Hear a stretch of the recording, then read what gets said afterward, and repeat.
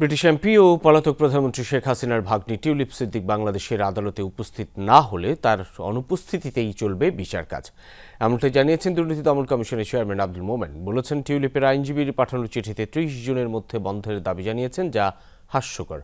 একই সঙ্গে এই চিঠির মাধ্যমে ব্রিটেনের রাজনীতিকে খাটো করা হয়েছে বলেও মন্তব্য করেছেন দুদক চেয়ারম্যান।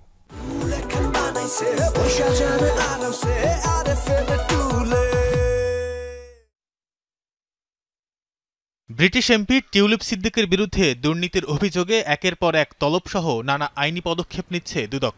কিন্তু সেসব তোয়াক্কা না করে আইনজীবীর মাধ্যমে পাল্টা চিঠি পাঠিয়েছে টিউলিপ, যেখানে আগামী ৩০ জুনের মধ্যে তদন্ত বন্ধের দাবি জানানো হয়েছে।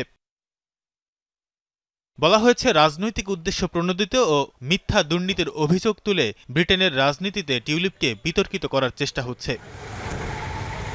মঙ্গলবার এ নিয়ে সাংবাদিকদের প্রশ্নের জবাব দেন দুদক চেয়ারম্যান আব্দুল মোমেন। ব্রিটেনের রাজনীতি কি এতই ভঙ্গুর যে ব্রিটেনের একজন, যদি আমি তাকে ব্রিটেনের নাগরিকও ধরে নেই, ব্রিটেনের নাগরিকের বিরুদ্ধে একটা মামলা হলো আর তাতেই ব্রিটেনের সরকার, ব্রিটেনের রাজনীতি সব ধসে পড়বে? এটা কি হতে পারে? দুদক চেয়ারম্যান আরও বলেন, বাংলাদেশি নাগরিক হিসেবেই দুর্নীতির তথ্য প্রমাণ পেয়েই টিউলিপের বিরুদ্ধে আইনি পদক্ষেপ নেওয়া হয়েছে। দেশের আদালতে হাজির হয়ে তা মোকাবেলা করতে হবে তাকে।